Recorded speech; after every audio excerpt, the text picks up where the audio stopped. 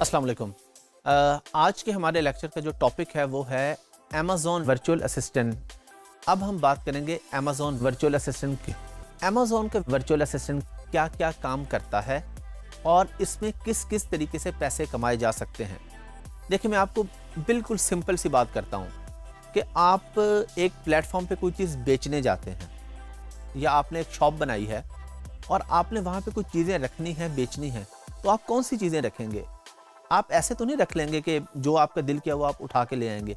आप देखेंगे कि जिस एरिया में आपकी शॉप है वहाँ पे किस चीज़ की डिमांड है, वहाँ पे लोग क्या चीज़ खरीदते हैं, वो चीज़ आप अपनी शॉप पे रखेंगे ना। तो इसी तरह हम अमेज़न पर भी वो चीज़ बेचेंगे जो लोग खरीदना चाहते हैं। तो इस चीज़ को कहते हैं प्रोडक्ट हंटिंग, कि प्रोडक्ट तलाश करना कि हमें अमेज़न पर क्या बेचना चाहिए। एक गलतफहमी लोगों को, जो बहुत बड़ी गलतफहमी है, वो ये होती है कि बच्चे ये कहते हैं या इन्वेस्टर्स, हम किसी की भी बात करें, वो ये कहते हैं जी मैं सियालकोट में रहता हूँ तो मेरे शहर में स्पोर्ट्स की प्रोडक्ट्स हैं, मैं स्पोर्ट्स की प्रोडक्ट बेचूंगा। ये बिल्कुल गलत है। आप कहते हैं जी मैं फैसलाबाद में रहता हूँ तो मैं टेक्सटाइल बेचूंगा। ये बिल्कुल गलत है।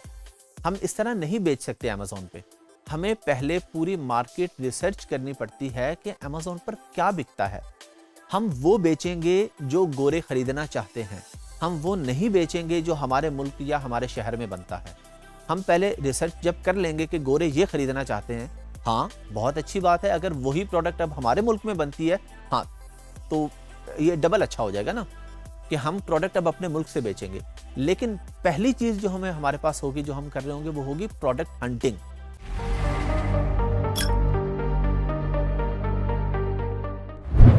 तो एज अ वर्चुअल असिस्टेंट जो आपका सबसे पहला काम होगा वो प्रोडक्ट हंटिंग हो सकता है। आपका क्लाइंट आपके पास आया, क्लाइंट ने आपको अपवर्क पे, फाइवर पे, ये हम आगे के लेक्चर में जाके डिस्कस करेंगे ना इस चीज़ों पे काम सीखने के बाद कि अब हमने अपवर्क और फाइवर पे सर्विस बेचनी कैसे है। अच्छा, अब आपका क्लाइंट आपके पास आ गया, वो कहता है जी मुझे प्रोडक्ट हंट करके दे दे, मैं क्या बेचूँ अमेज़न पे। आप उसे कहते हैं जी आप ये ग्लास बेच लें। अब आपने उसे सिर्फ कहना नहीं है कि ग्लास बेच लो, आपने उसको एक पूरी शीट बना के देनी है कि ग्लास क्यों बेचो। इस ग्लास का, ये अभी आपने घबराना बिल्कुल नहीं है, थोड़े से कुछ टर्म्स ऐसे यूज होंगी, ये अगले लेक्चर में आपको सुपर क्लियर हो जाएंगी जब हम प्रोडक्ट हंटिंग प्रॉपर सीखेंगे। आज हम अभी इंट्रोडक्शन ले रहे हैं ना, जब हम प्रॉपर सीखेंगे तो आप एक एक चीज सीखेंगे, एक एक स्टेप सीखेंगे, कीवर्ड रिसर्च भी आप सीखेंगे, बीएसआर क्या होता है, ये सब चीजें बहुत आसान है। ये आप लोग क्लियर कर लें कि अगर आपको बेसिक इंग्लिश आती है और आप मैट्रिक इंटर पास हैं, बुनियादी आपके पास तालीम है, कंप्यूटर बेसिक से चला लेते हैं, तो आप ये काम आसानी से कर सकते हैं। ट्रस्ट मी, हर बंदा ये काम कर सकता है, ये कोई मुश्किल काम नहीं है। शुरू के कुछ लेक्चर्स हो सकता है कुछ लोगों को अजीब या मुश्किल लगे, लेकिन बाद में आपको ऐसा फील नहीं होगा।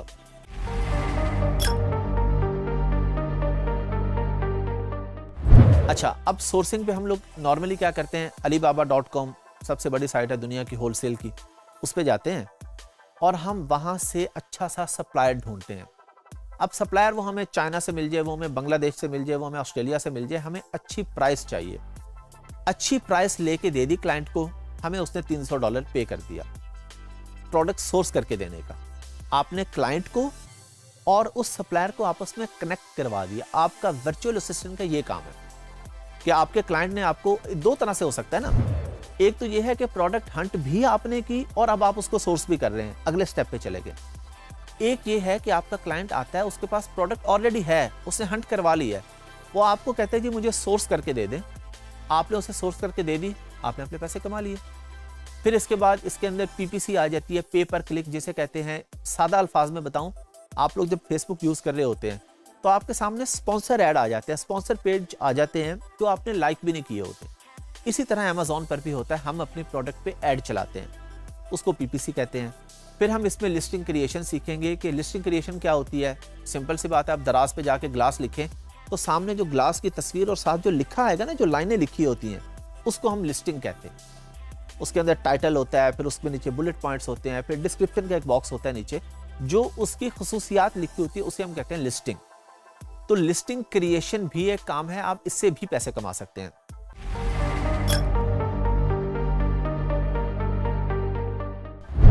फिर एक होता है लिस्टिंग ऑप्टिमाइजेशन। ऑप्टिमाइजेशन ये होती है कि एक बंदा आपके पास आता है, उसकी लिस्टिंग ऑलरेडी बनी हुई है, अब वो कहते हैं जी मेरे पास ऑर्डर्स नहीं आ रहे, तो आप उसकी लिस्टिंग देखते हैं, आप कहते हैं कि इसमें ये मसले हैं, इसको ठीक कर लें तो आपके पास अच्छे ऑर्डर्स आएंगे। फिर इसके अंदर एक चीज़ आ जाती है कीवर्ड रिसर्च। कीवर्ड रिसर्च करके भी आप पैसे कमा सकते हैं। अच्छा, अब एक बुनियादी सा सवाल ये पैदा होता है, सारे बच्चे ये सवाल पूछते हैं कि जी मैंने काम सीखा, अगर मुझे पूरा काम नहीं आया तो मैं क्या करूँगा।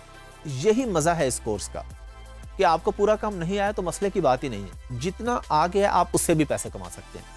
ये जो मैंने आपको चीज़ें गिनवाई है ना, प्रोडक्ट हंटिंग है, प्रोडक्ट सोर्सिंग है, पीपीसी है, लिस्टिंग ऑप्टिमाइजेशन है, लॉन्च एंड रैंक है, इनमें से आप किसी एक चीज़ से भी पैसे कमा सकते हैं। फॉर एग्जांपल, आप में से किसी की कम्युनिकेशन स्किल्स अच्छी हैं और वो अच्छी बातचीत कर लेता है और अच्छी बातचीत करके प्रोडक्ट की सोर्सिंग बहुत अच्छी कर लेता है, तो वो सिर्फ एक काम करके पैसे कमा सकता है। आप लोग जब फाइवर और अपवर्क पे जब अपने गिग्स बनाते हैं, बिडिंग करते हैं, तो आप वहाँ पे सिंपली लिखेंगे जी I am expert in product sourcing, तो आप सिर्फ सोर्सिंग का काम पकड़ते रहें और वहाँ से पैसे कमा लें। किसी को हंटिंग अच्छी लग जाती है, उसे हंटिंग का काम आ जाता है, तो वो सिर्फ हंटिंग करके पैसे कमा सकता है। तो इसमें इस परेशानी की बात नहीं है कि जी मुझे अगर A to Z ना आया, जो हिस्सा आपको आ गया उस हिस्से को पकड़ लें, उसमें एक्सपर्ट हो जाएं और उसी से पैसे कमाना शुरू कर दें।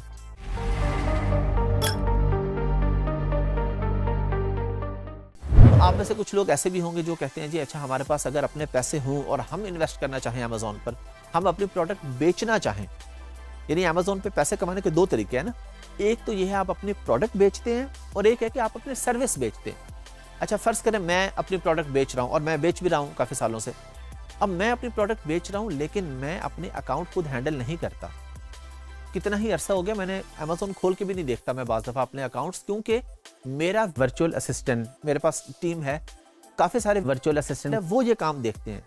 तो यही काम आप लोगों ने करना है कि एक बंदा बेच रहा है और उसके पास टाइम नहीं है या उसके पास स्किल्स नहीं है, कोई भी वजह हो सकती है, मसरूफ़ आदमी है या उसके और बिजनेसेस हैं, उसके पास टाइम ही नहीं है, तो वो क्या करेगा, आपको कहेगा जी आप मेरा प्लीज़ अकाउंट हैंडल कर दें अमेज़न का, मैं आपको पे कर दूंगा।